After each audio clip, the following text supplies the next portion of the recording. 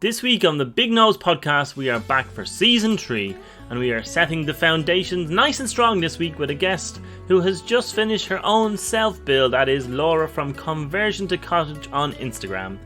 In a time of high land prices and high house prices, I thought I'd catch up with someone who had just finished her own self-build. This week, Laura explains to me what it finally feels like to move into your own self-build. It doesn't really feel like it doesn't feel real, and it doesn't kind of feel like it's yours. It's kind of like we're staying in a nice Airbnb for a few weeks, and someone's gonna come in and turf us out, Well, of course, not everything went to plan, and Laura shares with me how things can sometimes go very badly wrong. The guys were digging for the foundations, and obviously they have their measurements, and I get a phone call saying that this wall isn't the same dimensions as it is on the drawing. Laura describes to me what she got up to when she was on site with some of the local contractors. So there I was on the day they were being poured, me and all these fellas on the site, and there's me with my holy water and my coins, and trying to fling them in and not let anybody see me. To me, one of the best things about a self-build is that you can have all the mod cons you'd like. Some of these even had drawn the safety concerns of her own father. Obviously he's seen me use it, but he was like, now, he said, is there a child lock on this? Like a cowl paw lid. I have to squeeze it a certain way. But it's not unlike that. Welcome to the Big Nose podcast. So, are you crazy?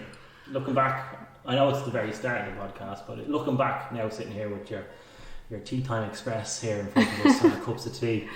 Now that I'm in the house, I'll say no, but I think maybe during the build, there was some tough times that we thought, are we mad? Why are we doing this? But I suppose once we started, we kind of had to see it through, so we can kind of enjoy it, and we have our own space. It's you kind of forget about the tough times. Oh, so the bad memories are banished to the back. Back of the brain somewhere. Yeah, they're still there, but they're fading away. like an old sore. Yeah. In terms of building, I wanted to chat to you because there's lots of people out there, you know what the market's like. They're in a position where, it's very difficult to buy. How did you come to the decision to build this beautiful place, against the possibility, obviously, if you wanted to, you could probably have gone and bought somewhere, but to build versus buy, what was the decision and how did you come to that? I think it was about 4 years ago, and we were going to buy a house in an estate just down the road, and we were about 10k short, and my parents offered to give us the 10k, and we were like, oh no, we can't, because taking out a mortgage and then having to pay somebody else back as well. And then my dad just suggested, he said, well, why don't you turn the shed into a house? So simple as that. Just turn the shed. Yeah. Dads are great. I'll just turn a couple of bit of wood, a bit of concrete. Well, that's kind of what I think he was thinking, a bit smaller. Now the house is by no means big, but I think he was thinking a bit smaller, maybe keep within the footprint of the shed. But we, once we looked at it and got an architect involved, and I suppose thinking long term, once you start doing this, you may as well plan for at least 10 years down the road, I suppose. So we ended up with a 3-bedroom bungalow with the possibility to go into the attic, do a conversion. So maybe that'll be my next Instagram page, attic conversion.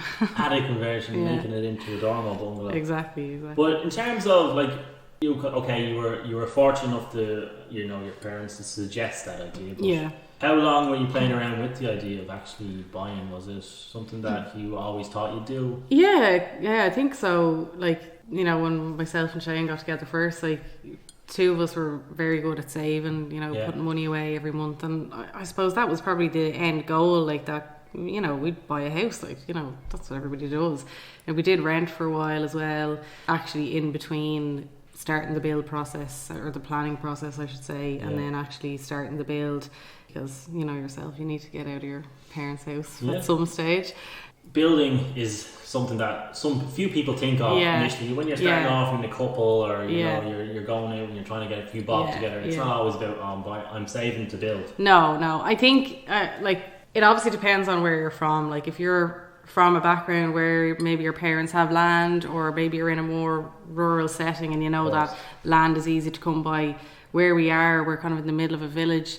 Our site is very small. It's very tight. Like, you know, you've seen it. You're here. You know yourself.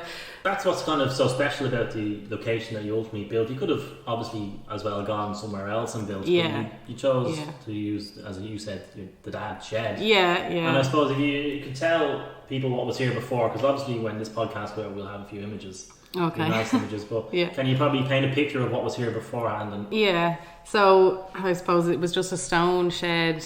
It was kind of falling apart. My dad just used it as a garden shed, his storage. Like, he's a builder.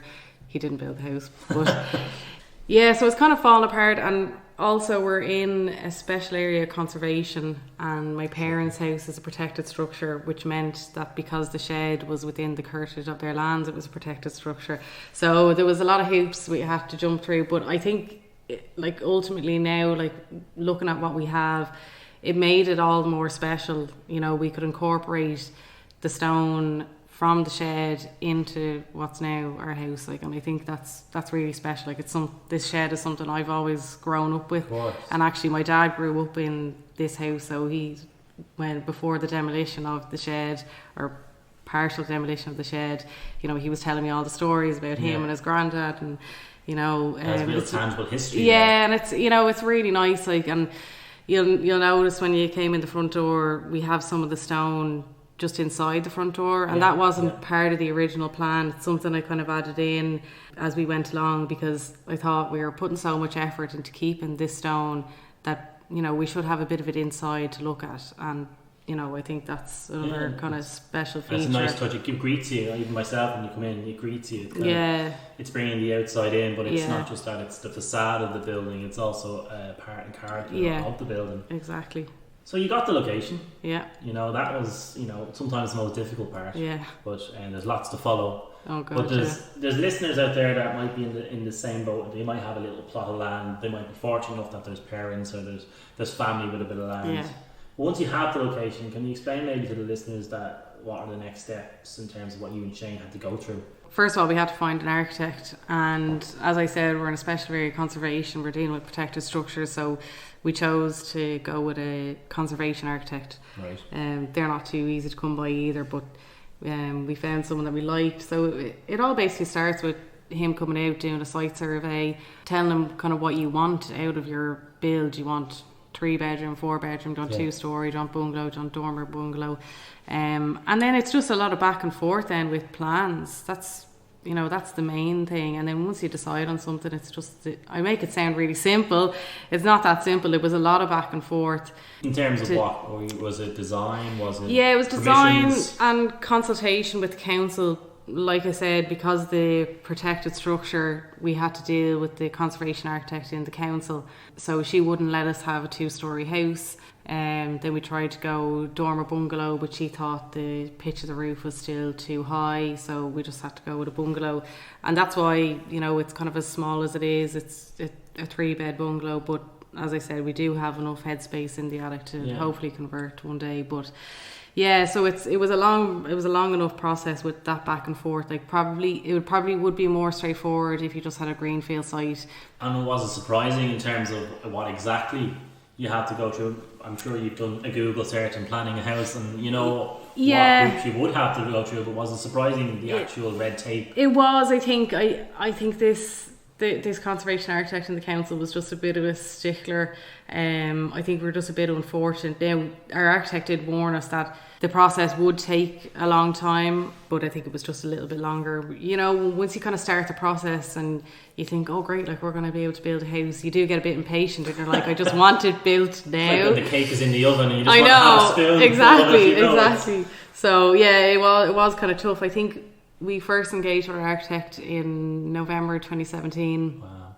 And we didn't get our final grant of planning until June 2019.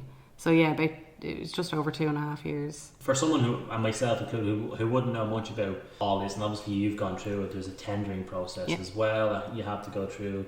Obviously yourself and Shane have ideas of what you'd like to be able to put into the house. Is that kind of, you know, hard to go through in terms of what your expectation is with maybe the architect or design plans, going from what you expect them to be to the reality of the size of which you have to work in? Yeah, like, even now we're in the kitchen, like, I would have love to have a much bigger kind of open plan kitchen, living, dining. Now we do have a kitchen, living, dining. We have a dining table, we have a sofa, we have our kitchen in the one room. But you know, the picture in my head would have been a lot bigger. But look, we can't have everything we want, I suppose, and especially with the location we have, you know, you have to make some sort of sacrifice. And in terms of, obviously, you have to put the planning permission on a stake outside the residence. And I don't want to get you into any trouble with your very happy neighbours, I'm sure, but was there much in terms of objections, rejections to the plans you had put in place? There was no objections. There was an observation from the neighbour on the other side, not my parents, thankfully. And it was just about the sight lines. So our site is a little bit higher than theirs, and they're 2 stories. So our doors right here that you can see, I don't want to point over, but it's okay. We're not on camera. I know. How you doing? Just about kind of looking into their bedroom window, So that was one of the planning conditions, that we have to put in mature hedging along the boundary line just to kind of screen that off. But that was it. That was the only thing. But grand scheme of things, I imagine, you know. And it's an observation that sitting here, me and you having that, is something that if I was in that house, maybe it's something that you would, and that's fair enough. Yeah, we don't think it's unfair. No. So after all that, it seems like a lot of pressure. And a lot of stress and a lot of strain, but you get to the day where you pick up the phone and you get the call, and it's a go. Yeah. I suppose, what's that feeling like, you know, after everything you've gone through, the back and forth with the council, architect, whatever it is, and you say, okay, good to go. Yeah. Bank's approved, money's there. It's a great feeling, but again, we started to build in 2020. God, I've lost track of time now with COVID, but you know, we were delayed. Our start date was delayed. We started at the end of July in 2020, when I think the builder was supposed to start in May, but due to COVID and other shutdowns, you know, he was delayed on his other sites and whatever else. So it was kind of just like a waiting game, just dying for it to start. Like, so yeah, definitely the first day on site here was an exciting one. Yeah. And in terms of, when did the reality set in? I don't know, and it's strange, like, because I think because the process goes on for so long and you're so involved in it, and then when you move in, you're kind of like, it doesn't really feel like it doesn't feel real, and doesn't kind of feel like it's yours. It's kind of like we're staying in a nice Airbnb for a few weeks, like, and you know, someone's gonna come in and turf us out, like. But I don't know, I think because we were coming and going and checking on the progress, and I had my dad next door as kind of our unofficial project manager, keeping an eye on things as well, sending photos, which is great because we were living about 40 minutes away from the site. Right. So it definitely helped having that insight into what was going on when we couldn't make it up every day or even every week. So, but yeah, I don't think there was one kind of particular point that we said, God, like this is kind of it, like. Yeah, maybe it'll start to sink in now that we're living here. It's still very fresh. You can still smell the newness as you walk through the doors. Then the work begins. People start to arrive on site, and you know, maybe you can talk through what it is like to, you know, I'm sure you're getting phone calls every week. You know, what's the decision on this? Yeah. I'm sure along the way, of course, there are surprises and maybe some hard decisions, yourself and Shane possibly disagreeing on certain things. Are there any funny stories? No, I do remember the day they were pouring the foundations, and I was here on my own. I was just working next door in my parents' house, and you know, everybody says like you should always have a good luck charm in your foundations. Really? Yeah, so never heard that. Yeah, a lot of people will put either holy water or, you know, a horseshoe or money, and apparently money, if you put a coin at each door, it means like the money is kind of kept, good fortune is kind of kept in the house. Nice. I don't know how true it is. So there I was on the day they were being poured, me and all these fellas on the site, and there's me with my holy water and my coins, like, and trying to fling them in and not let anybody see me. The concrete wasn't set. She's throwing holy water. I know, and I was just throwing them in at each door. Like, I think the lads were going around. You could just see. I was hoping the coin would just sink, but they kind of just sat on the top, like, so. They all kind of saw me and was like, what's going on here? Picking a few up as they were maybe it's all gone. Maybe that's why I have no money. So there was no unforeseens really. Yeah, there was one kind of big one. So Exclusive. yeah, as I said at the start, you know, when you're starting off the process and you get an architect, the architect comes out and he does a site survey. So with us, we had an existing structure on the site. Yeah.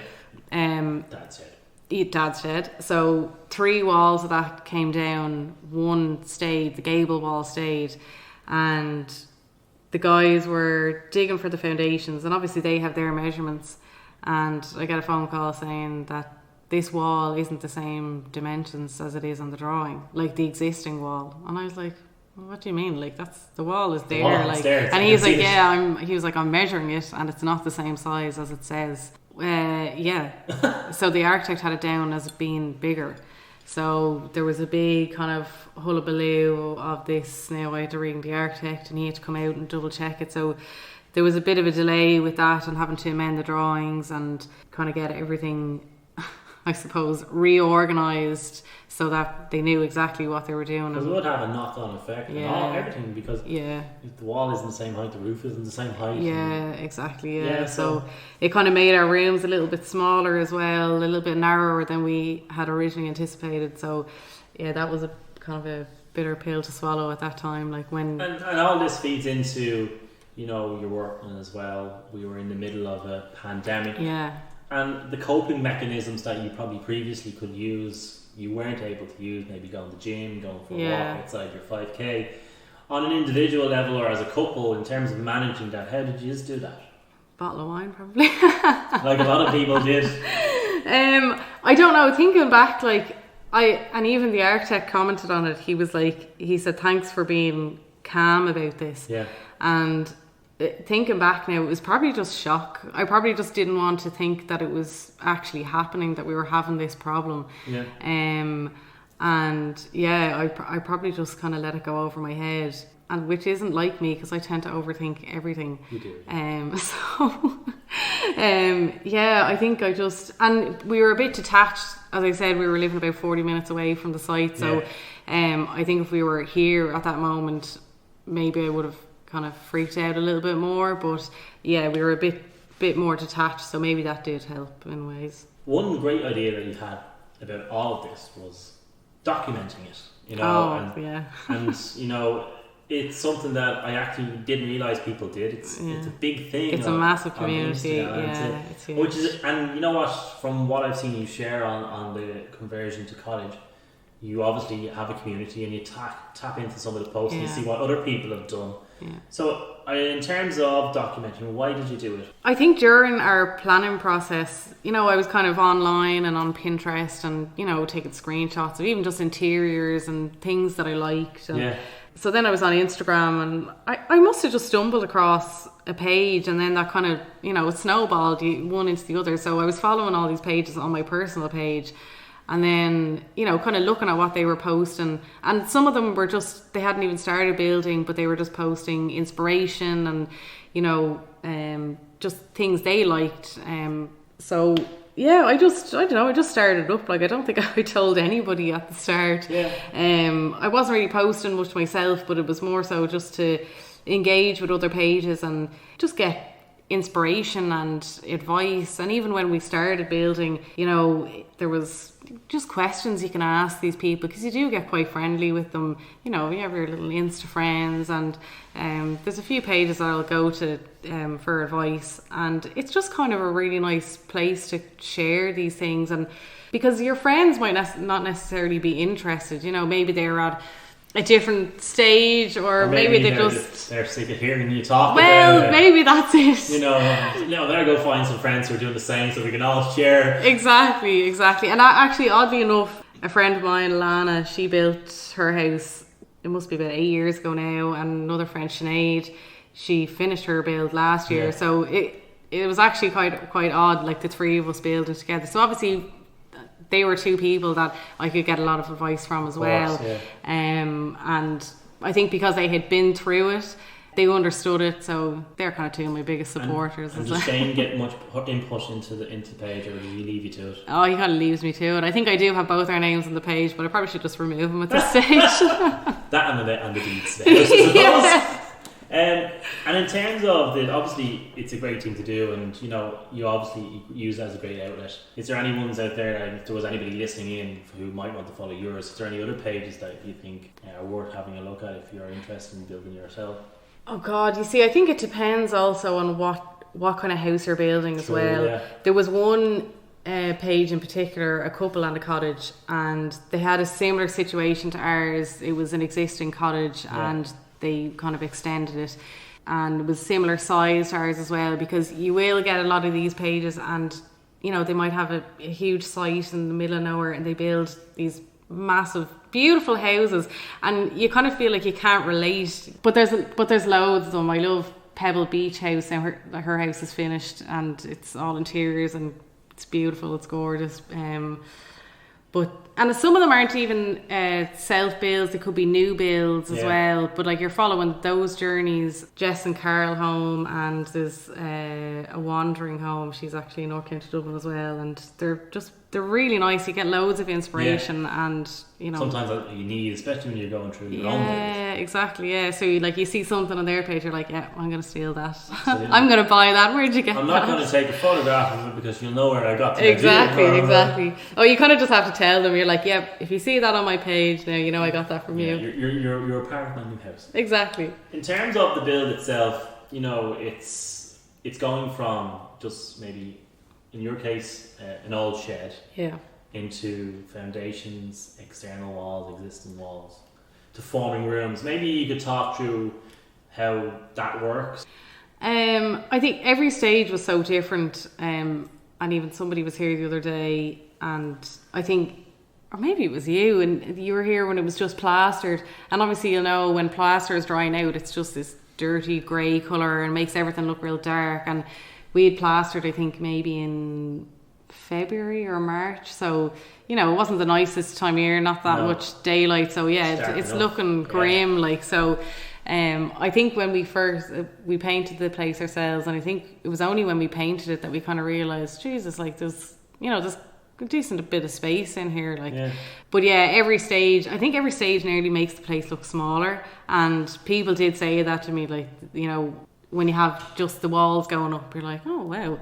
And then when the walls get plastered and then the ceilings go on, and it's closing in and makes everything feel smaller. But I think it was really just when we painted the whole place white that you can really appreciate the space, I suppose. There's a dirty word that we need to mention. Oh no. The dirty C word. Oh no. Yeah, and it was probably one of the biggest downs, the COVID impact on the build. And now we were really lucky, like we only suffered from one of the shutdowns, but it was unfortunately the longest shutdown that the construction industry had, and I think that was just really tough. It was the not knowing when they were going to open back up again. I remember emailing Darragh O'Brien, the housing minister, because he's in our constituency, so I thought maybe he can pull a few strings for us.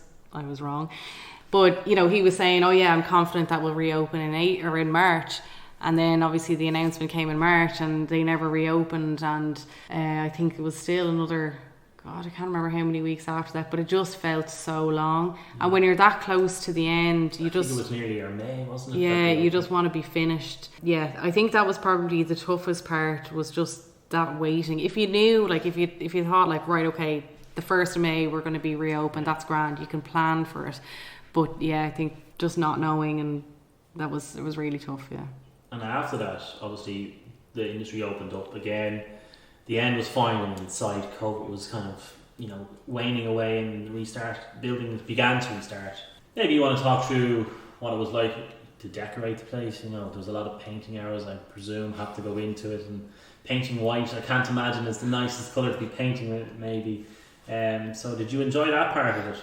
We didn't do any of the house building ourselves. Like it wasn't direct labour. We had a contractor, and even the painting was one thing we said, like, look, we've no experience, we're not going to do it. But at this point, we were waiting for our ESB connection, and that was taking a long time. We were very unfortunate with how long that took, and obviously the builder couldn't do anything until the heat came on. So we just said, right, well, look, we're at a standstill here, we may as well just paint the place ourselves. Yeah, like, look, I'm kind of happy that we got to do something. I don't think I do painting again. Really? No, it is really tough. We just did 2 coats of white. Like, as you can see, our woodwork and everything still needs to be done. So I think we'll just get somebody in to do a final coat, and it'll be white, because after deciding on everything else, I don't think I'd be able to decide on paint colours right now. Yeah, really. It's one step too far. I suppose one of the big things, if you're getting a house, buying a house, building a house, is the receiving of the keys, and you have a beautiful door. But what was the emotions that day for yourself, saying, you know, finally this is it, we got the keys to the house? Yeah, it's weird because Is it too cliched?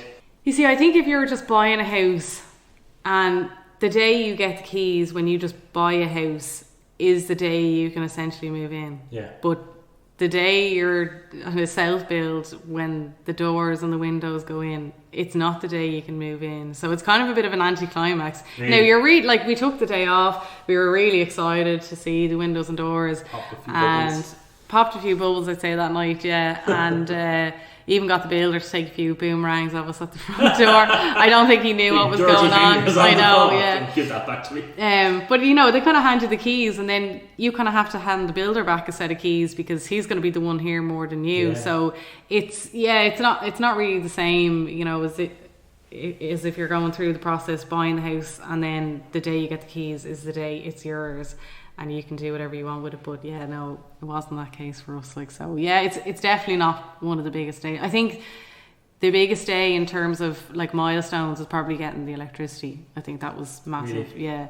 And it actually happened the day of Shane's 30th birthday, so we had a little bit of a celebration in the house with balloons and all sorts, and be flicking the lights on and off, you know. Oh, electricity. Very I know. primitive, I know, yeah. one of the most important things to have in the house. Exactly. Building your own house, if you do it yourself, everything is special. You know, how many bedrooms do you have? You've what is it? 3. 3. And Yeah. there's a special room down by the master bedroom, I suppose. Oh, my wardrobe. Well, I tell you something, folks. If I'm ever moving in with my good wife, she will not be getting a wardrobe that size. She can do with fitted wardrobes at the end of the bed. How big is this? Come on now, be honest. Well, I'll tell you. You probably could swing a cabinet, but it's not that big. But one of the days, actually, it was last weekend.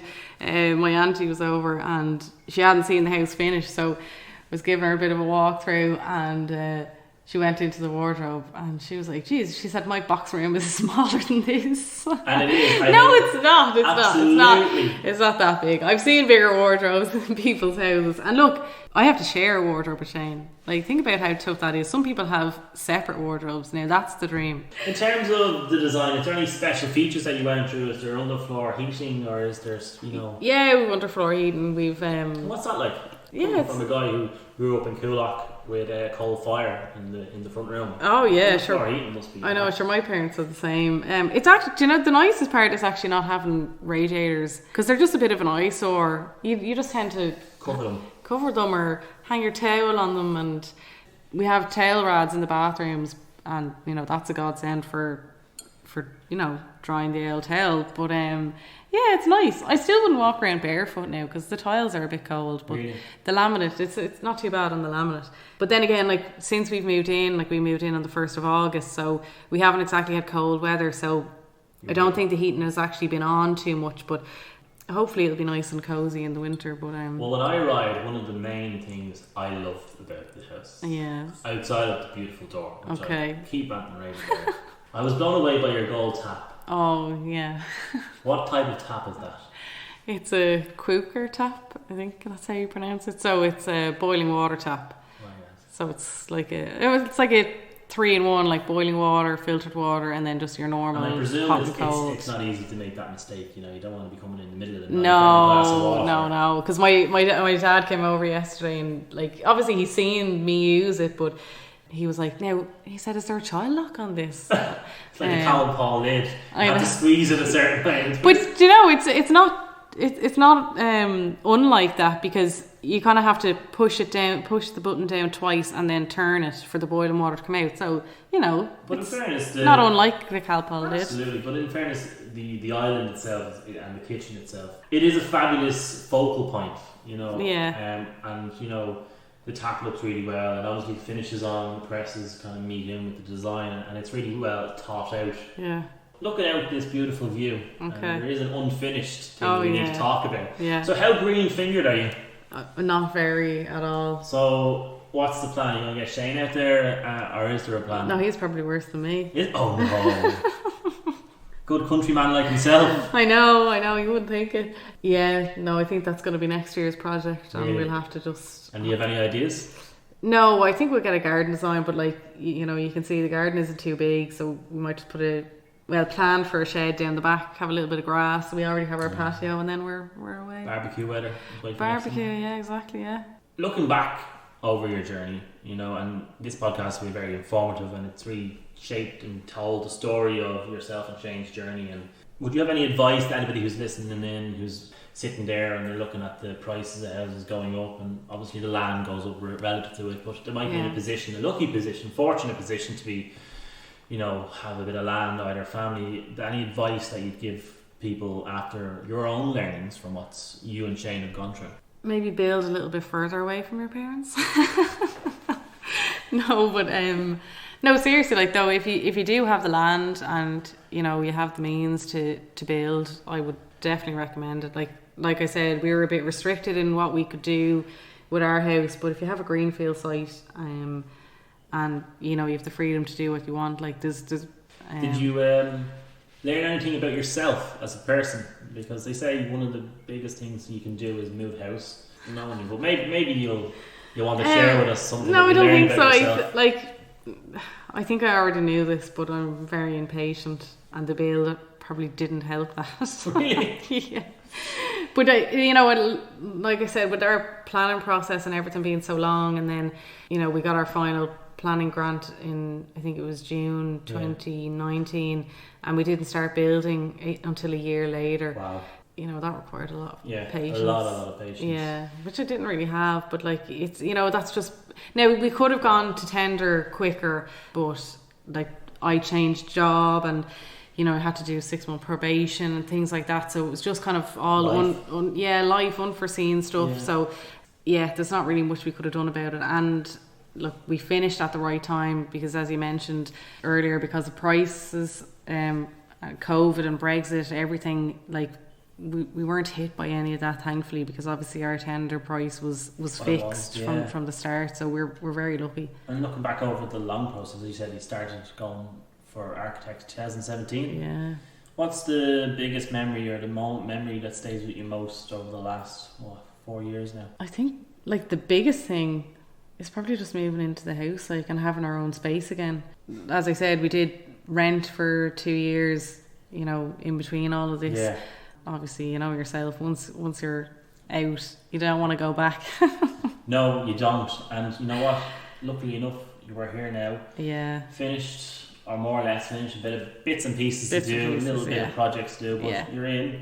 The kettle works, or the tap works. There's no kettle, and you know what? I would recommend anybody go and check out Conversion to Cottage on Instagram. Laura, you've been a delight to have on the first episode of the Big Nose podcast. Thanks for having me. I wish you and Shane the very best into the future, and I look forward to toasting you when you have your housewarming party soon. Thanks very much, Pierce. Thanks for joining us on the Big Nose podcast. It was great to have you with us this week. We release every Wednesday where you get your podcast normally. Check us out on Instagram, Facebook and Twitter at the Big Nose Podcast. I'll chat to you next week when I have another guest just as interesting as Laura. Take care.